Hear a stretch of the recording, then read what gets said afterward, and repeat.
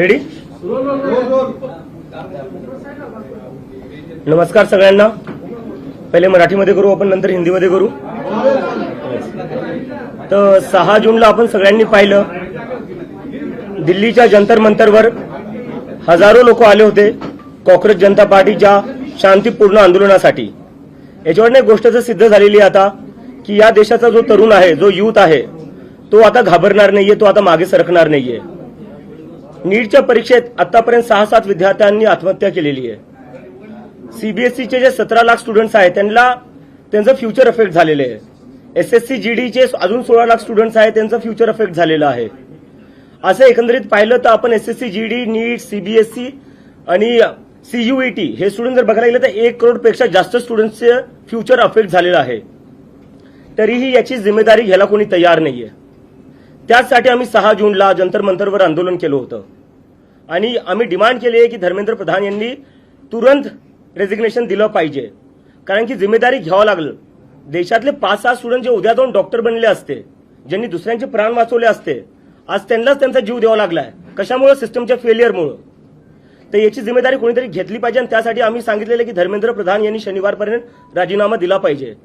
राजीनामा जर नाही झाला तर आम्ही देशव्यापी आंदोलन सुरू करणार आहे आणि त्याची सुरुवात उद्या पुण्यापासून सुरू होणार आहे. पुण्यात उद्या 4 वाजता आम्ही आमचा शांतीपूर्ण प्रोटेस्ट करणार आहे आणि त्यानंतर आम्ही लखनौ, अमृतसर, जयपूर, बँगलोर इथेही आम्ही प्रोटेस्ट करणार आहे. तर आमची परत एकदा विनंती आहे की तुम्ही काही करून जिम्मेदारी घ्या, नैतिक जिम्मेदारी घ्या. तुमच्यामुळे स्टुडंट्स आत्महत्या करतायत, लाखो करोडो स्टुडंट्सचं भविष्य बर्बाद होते, तुमच्यामुळे सगळं वाटोळ होऊ लागलं स्टुडंट्सचं. याची कोणीतरी जिम्मेदारी घ्यायला पाहिजे. देशात आज अकाउंटेबिलिटी राहिली कुठे? स्टुडंट्स ओरडू लागले, थकून चालले, पेपर लीक होऊ लागले, सर्व्हर डाऊन होऊ लागले. कोण जिम्मेदारी घेणार याची आणि कधीपर्यंत असं चालणार आहे? ते आमची परत एकदा मागणी आहे की धर्मेंद्र प्रधान यांनी त्वरित राजीनामा दिला पाहिजे आणि जर ते राजीनामा नाही देणार तर देशव्यापी आंदोलन होईल आणि त्यानंतर 20 तारखेला देशव्यापी सगळ्याच जागी मी स्वतः जाऊन प्रोटेस्ट करेल आणि तिथे जाऊन लोकांना आवाहन करेल की सगळ्यांनी दिल्लीला या. जर धर्मेंद्र प्रधान यांचा राजीनामा नाही झाला तर 20 तारखेला दिल्ली येथे सगळ्या देशातला तरुण येईल आणि धर्मेंद्र प्रधानचा राजीनामा घेतल्याशिवाय वापस जाणार नाही. धन्यवाद.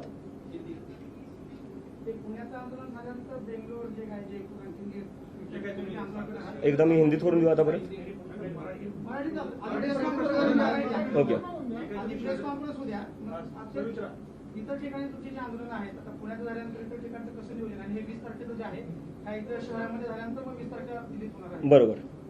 नाही, आमचं नियोजन चालू आहे. आम्ही जिकडे तिकडे आमच्या टीम्स आहेत, आम्ही कोऑर्डिनेट करतोय आणि पुढच्या काही दिवसात आम्ही तिकडे आंदोलन करणार आहेत. आणि तुम्हाला काही कॉन्टॅक्ट आला का केंद्र मंत्र्याकडून किंवा मंत्रालयाकडून कोणाचाही कॉन्टॅक्ट केला? आणि कॉन्टॅक्टने आम्हाला राजीनामा पाहिजे. कॉन्टॅक्टचं आम्ही काय करणार? नाही. डायलॉग एकच झाला. आमचे अकाउंट बंद केले, आमचे सोशल मीडिया हॅक केले. ते नसते केलं तर मला अमेरिकेवरनं इथे याची गरज पडली नसती.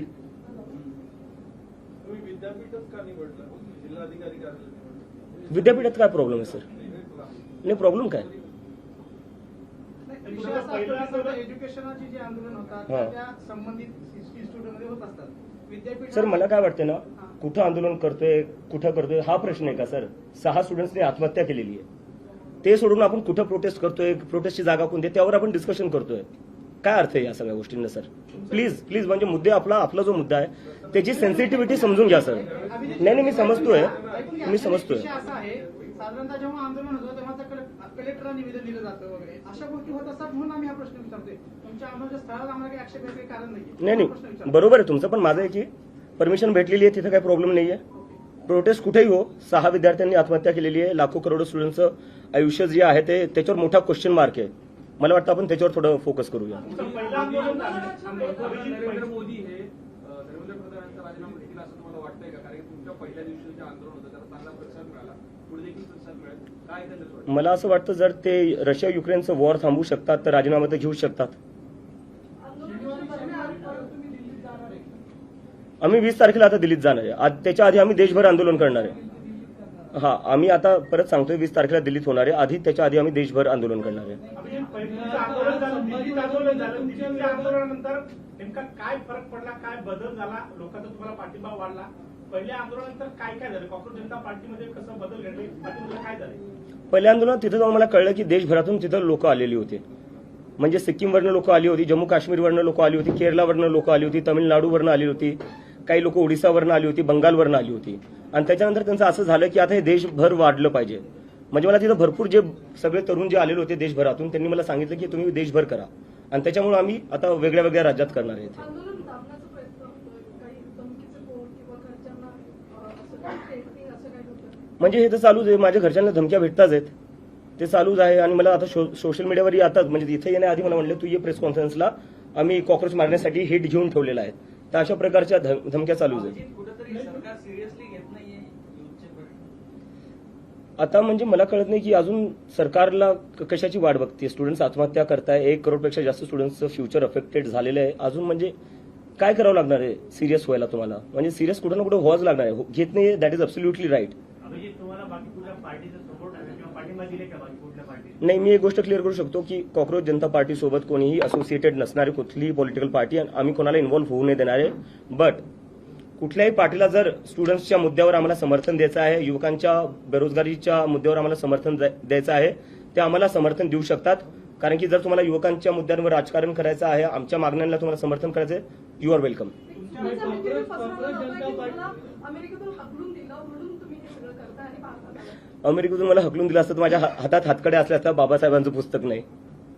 काँग्रेस जनता पार्टी जेव्हा सोशल मीडियावर सुरू झाली तेव्हा देशभरात अनेकांनी कोण प्रदेश अध्यक्ष कोण शहराध्यक्ष अशा घोषणा केल्या. खरंच अशी काही नेमणूक केली का? आणि अशी काही नेमणूक नाही झाली, पण हे लोकांची एक्साइटमेंट आहे, त्यांचं ते एनर्जी आहे, पॅशन आहे, ते स्वतःहून काही ना काही करू बघायला बघतायत. So I really respect that passion. पण आम्ही लवकरच आमच्या फॉर्मल बॉडीज पण अनाऊन्स करू. तुम्ही आता विद्यार्थ्यांच्या प्रश्नावर लढताय, या प्रश्नात तुम्हाला यश मिळाल्यानंतर ना पुढचे काही मुद्दे असणार आहेत का? सर, आधी हा प्रश्न सुटला तर आपण पुढच्या प्रश्नावर जाऊ. पुण्यामध्ये तुम्ही आंदोलन करत असताना म्हणजे धर्मेंद्र प्रधानांचा राजीनामा घेणं की नीट पेपर फुटीची जी यंत्रणा सगळी कोलॅप्स झालेली आहे त्याच्यामध्ये कायमस्वरूपी बदल घडवून आणणं, सरकारनं परत परीक्षा घेतली आणि परीक्षा घेताना सांगितलं की आम्ही सीसीटीव्ही बसवू, सगळ्या केंद्रांवरती हवाई गस्त जे आहे ते घालू.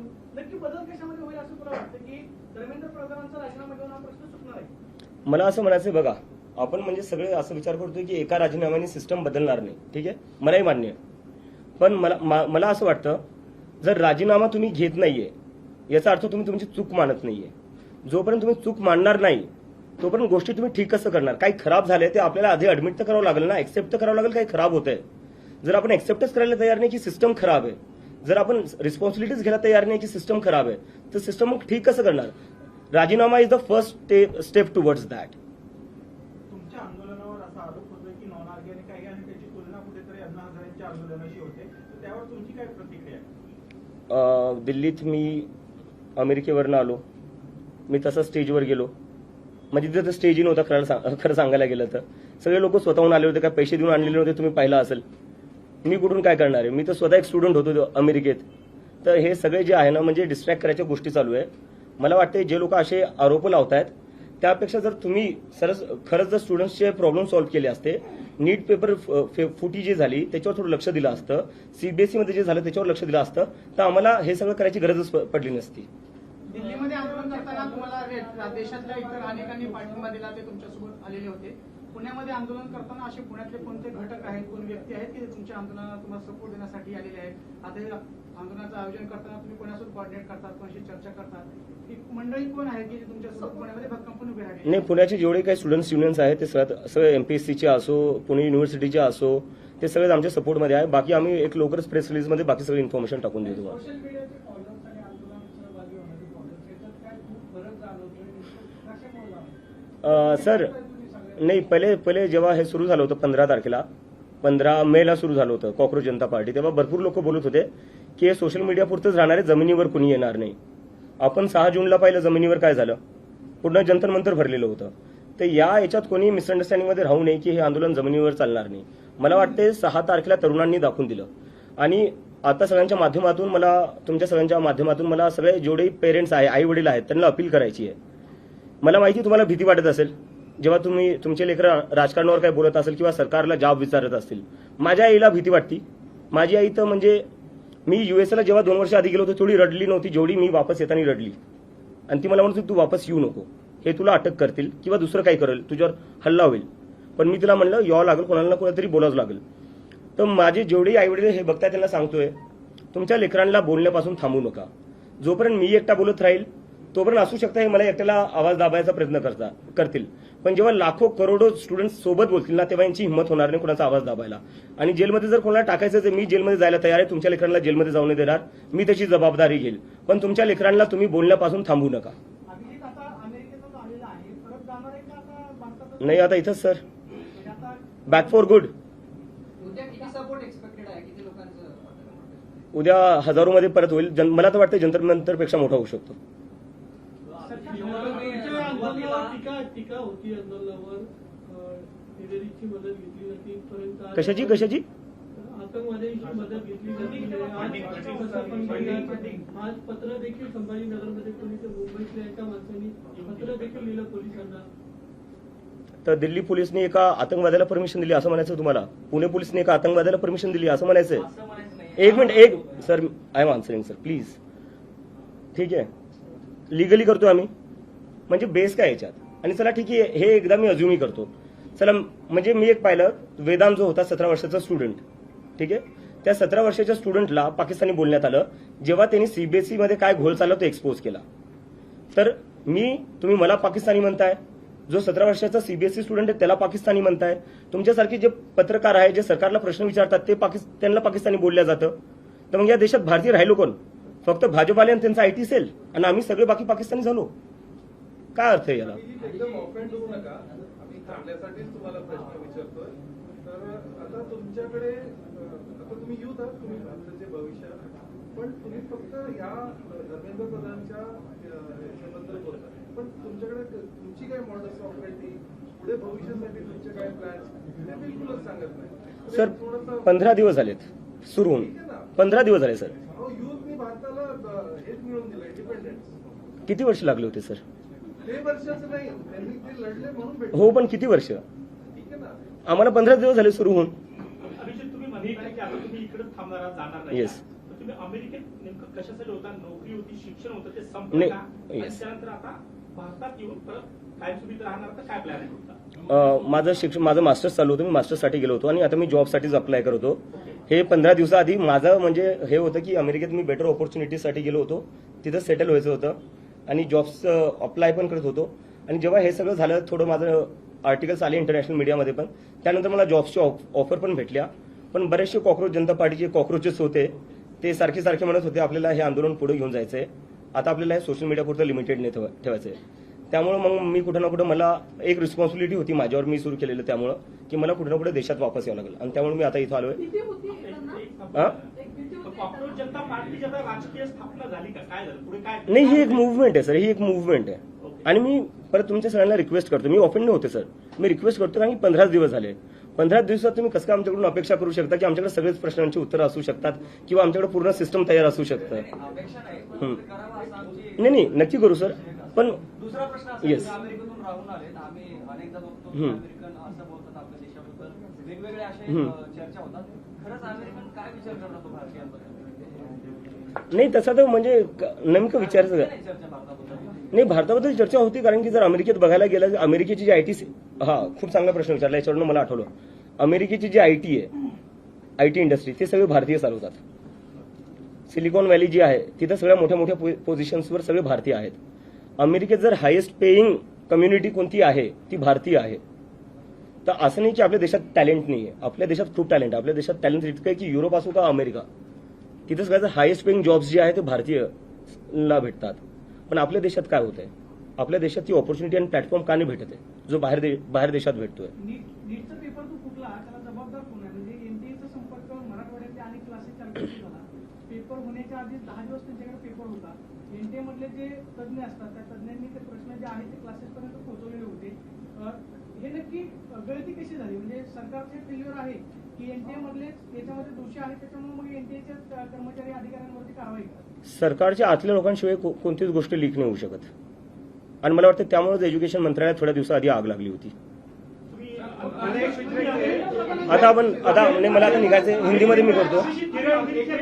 अमेरिकेत शिक्षण घेतलंय, तिथली समजा एज्युकेशन प्रणाली जवळ पाहिली, ती पाहिली, काय बदल व्हायला पाहिजे, काय झालं पाहिजे, काय नाही, काय? सर, त्याच्यावर आपण नंतर बोलू. आता आपण मुद्द्यावर नाही, मला एकदा आता हिंदी हिंदी हिंदी जो पेपर फुटीचा मी हिंदीत बोलतोय. मला टाइमाचं लिमिटेशन है. 6 तारीख को दिल्ली के जंतर मंतर पर आंदोलन हुआ था. हम सबने देखा दिल्ली के जंतर मंतर पर किस तरह से हमारे शांतिपूर्ण आंदोलन को समर्थन मिला. पूरा जंतर मंतर भर गया था. इससे ये साबित होता है कि इस देश का युवा अब इस सरकार से डरता नहीं है, वो सवाल करेगा. और हम आज फिर से रिक्वेस्ट करते हैं एजुकेशन मिनिस्टर धर्मेंद्र प्रधान से, वो रिजाइन कर दे. अगर वो रिजाइन नहीं करते हैं तो अब हम देश भर आंदोलन करने जा रहे हैं, जिसकी शुरुआत कल पुणे से हो रही है. कल पुणे यूनिवर्सिटी में सभी छात्र एमपीएससी के हो, नीट के हो, सभी छात्र आएंगे और एक बहुत बड़ा आंदोलन करेंगे और हम धर्मेंद्र प्रधान का रेजिग्नेशन की डिमांड करेंगे. इसके बाद लखनऊ, अमृतसर, जयपुर, बेंगलोर जैसे जगह पर भी मैं खुद जाकर आंदोलन करूंगा और ये आंदोलन पूरी तरह शांतिपूर्ण होगा और डेमोक्रेटिक होगा. और इसके बाद भी अगर धर्मेंद्र प्रधान रिजाइन नहीं करते हैं तो हम सब इस देश के युवा दिल्ली में फिर से 20 तारीख को जंतर मंतर पर आएंगे और धर्मेंद्र प्रधान का रेजिग्नेशन लिए बिना नहीं लौटेंगे. और मैं आखिर में ये कहना चाहता हूं सभी लोगों से, सभी स्टूडेंट से, सभी युवाओं से, अब हमें सबको मिलकर आवाज उठानी पड़ेगी. जब तक ये लोग हमारी बात नहीं सुनते हमें सबको साथ में आना पड़ेगा. कब तक इस देश में स्टूडेंट सुसाइड करते रहेंगे, कब तक इस देश में पेपर लीक होते रहेंगे, कब तक इस देश में सर्वर डाउन होते रहेंगे और उसके बाद भी मंत्री अपनी कुर्सी पर बने रहेंगे. अगर आपकी एक गलती हो जाए आपका फ्यूचर बर्बाद हो जाएगा. अगर आप कंपनी में कोई एक गलती कर दो आपकी जॉब चली जाएगी. लेकिन यहाँ गलतियों पर गलतियां हुई जा रही है, लेकिन फिर भी रेजिग्नेशन नहीं हो रहा है. तो हमें कहीं ना कहीं इस देश में अकाउंटेबिलिटी फिक्स करनी पड़ेगी और उसके लिए सभी लोग हमारे आंदोलन को सपोर्ट करें. Thank you.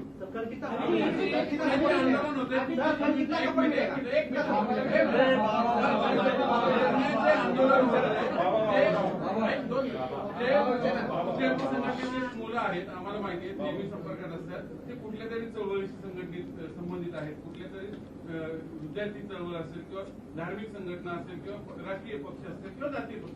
मग हे ऑर्गॅनिक जनता पार्टी, कॉक्रोच जनता पार्टी कुठं आहे? ही सगळी कुठेतरी संघटनेत काम करणारी मुलं आहेत. ऑर्गॅनिक जनता पार्टी कुठे येणार आहे? हे जनता, हे नागरिक नाही देशाचे. नागरिक आहेत पण कुठेतरी इतर संघटनांशी नाही असू द्या ना सर. तर ते एकरूप कसे होणार? नाही मी तर म्हणतो भाजपचेही लोक आले पाहिजे. भाजपच्या त्यांचेही लेकरं ते नीट आणि सीबीएसई परीक्षा देत असतील ना. त्यांचेही लेकरं सीबीएसई आणि नीटची परीक्षा देत असतील, त्यांनी आलं पाहिजे. आम्ही असं म्हटलं की काही दिवसांपूर्वी शिक्षण मंत्र्यामध्ये विभागाला आग लागलेली होती. सरकारचे लोक याच्यामध्ये सहभागी असल्याशिवाय होणार नाही. म्हणजे ते शिक्षण मंत्र्यांचा सहभाग आहे का नीट पेपर फुटी प्रकरणात? मी अजून किती क्लिअर बोलू यापेक्षा. सीबीआय कडून तुम्ही काय माहिती घेतली का या तपासाच्या संदर्भात? आणि दुसरी गोष्ट, या तपासामध्ये प्रामुख्याने जी लोक पेपर फुटीत होती ती पुण्यातली सहभागी होती, त्याच्या मागे नेमकं कोणी, याबाबत काही तुम्ही माहिती घेतली का? सीबीआय माझ्यासोबत का बोलेल सर? मला तर वाटतं माझ्यावर सीबीआय रेड होईल. तुम्ही काय त्यांच्याकडे विचारणा केली? नाही. आग लागली. कारण तुम्ही भूमिका मांडताय ज्या प्रमुख पद्धतीने त्या पद्धतीने विरोधी पक्षाने पण मांडण्यात आली. मला वाटतं विरोधी पक्ष मांडतोय पण मीडियाने आपल्यासोबत हा म्हणजे स्वतःला प्रश्न विचारला पाहिजे, ते दाखवत का नाहीये. तुमचं मांडतो तर त्यांचं काय मांडणार? नाही.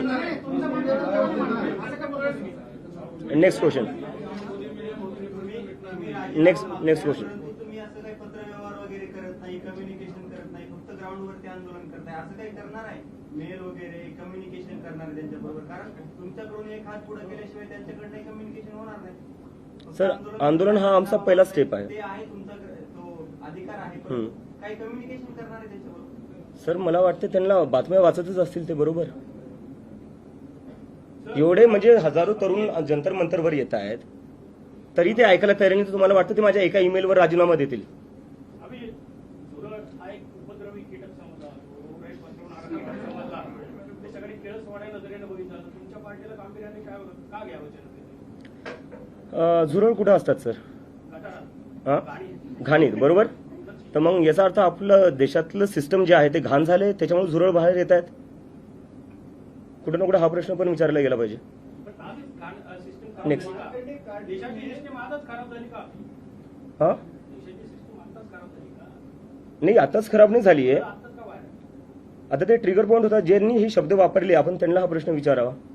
अभिजीत, सुप्रीम कोर्ट के फॉर्मर जज मार्कंडे कांजू ने सीजेपी समर्थकों को छोड़ने को बोला इसके करो पार्टी ज्वाइन कर. मुझे लगता है देश एक डेमोक्रेटिक कंट्री है, जिसको जो पार्टी शुरू करना चाहता है कर सकता है, उसमें कोई रोक नहीं होनी चाहिए. मतलब आज लेके आपको कॉर्पोरेट जनता पार्टी कल जंतर मंतर से ज्यादा सपोर्ट होगा. आगे जाके राजनीति में 2029 के लोकसभा चुनाव के पहले कांग्रेस जनता पार्टी देखने को मिलेगी। सर मैं कह रहा हूँ 15 ही दिन हुए हम लोगों को शुरू करके। सर ये सोशल मीडिया तक ही सीमित रहेगा। हाँ? नहीं सोशल मीडिया तक तो सीमित नहीं रहेगा सर, इतना मैं आपको गारंटी है। मूवमेंट है पर कुछ लोग बोल रहे हैं कि सोशल मीडिया का ट्रेंड है जो 15 दिन महीना भर चलता है उसके बाद बंद होता है, इसके ऊपर आप क्या बोलेंगे? 15 दिन हो गए, जंतर मंतर पर आ गए हम, ट्रेंड तो कहाँ रहा अब तो जमीन पर आ गए। पार्टी काय आहे त्यामध्ये वाटलं होतं का की एवढा मोठा रिस्पॉन्स? सर खरं सांगायला गेलं तुम्ही काहीच प्लॅन करून केलं नव्हतं. मी प्ले स्टेशन खेळत होतो जेव्हा मी ते ट्विट केलं होतं आणि त्याच्यानंतर मी एकदमच पाहिलं की लोकांचा खूप सगळा प्रतिसाद आला आणि त्याच्यानंतर मी पाहिलं की आता प्रतिसाद आलाय तर एखादं हँडल सुरू करून टाकतो ट्विटरवर किंवा इंस्टाग्रामवर. दुसऱ्या दिवशी मी उठून पाहिलं त्याच्यावर 1 मिलियन फॉलोअर झाले होते. मग कुठं ना कुठं मला असं वाटलं हे काय झालं आता. भीती वाटत होती काय फॉलोअर वाढत होते? नाही भीती नव्हती वाटत, मी समजायचा प्रयत्न करत होते की काय चालू आहे, कशामुळे होतंय असं. त्यानंतर मी जेवढे लोक फॉलो करत होते, काही लोकांचे मेसेजेस येत होते, त्यांच्याशी संवाद करायला मी ट्राय केला आणि त्याच्यात समजलं की लोक खूप जास्त हे जे तरुण आहेत, 19 वर्षाची मुलं होती ती, कोणी रिसर्चमध्ये जायचं प्लॅन करते, कोणी डेटा सायंटिस्ट बनायचा विचार करत होतं. तर त्या लोकांनी एकंदरीत ना पॉलिटिक्सवरनं गिव्हअप करून टाकलं होतं. जेवढे पॉलिटिकल पार्टीज आहे त्यांनी एकदमच त्यांच्या एक्सपेक्टेशन्स संपले आहेत त्यांच्याकडून आणि त्यांना असं वाटलं की हा प्लॅटफॉर्म कुठे ना कुठेतरी आमच्यासाठी यूज होऊ शकतो आणि त्यामुळे मग त्यांनी मला प्रेशर केलं की आता ही मुवमेंट तू सिरियसली घे. आम्हाला माहिती आहे तू मजाकमध्ये सुरू केली आहे पण तू आता सिरियसली घे. तुम्ही जो बाबासाहेबांचा फोटो आणि ते पुस्तक दाखवलं ते अनेकांना आवडलं, मात्र काय सांगायचं होतं तुम्हाला ते? त्याच्याने मला हे सांगायचं होतं ही जी मुवमेंट आहे ती संविधानाच्या हद्दीत राहूनच चालेल आणि संविधानाचं पालन करूनच चालेल. Okay, thank you. बातम्या पाहण्यासाठी आमच्या चॅनलला लाईक करा, शेअर करा, सबस्क्राईब करा, बेल आयकॉन प्रेस करा आणि सर्वप्रथम नोटिफिकेशन पहा तुमच्या मोबाईलवर.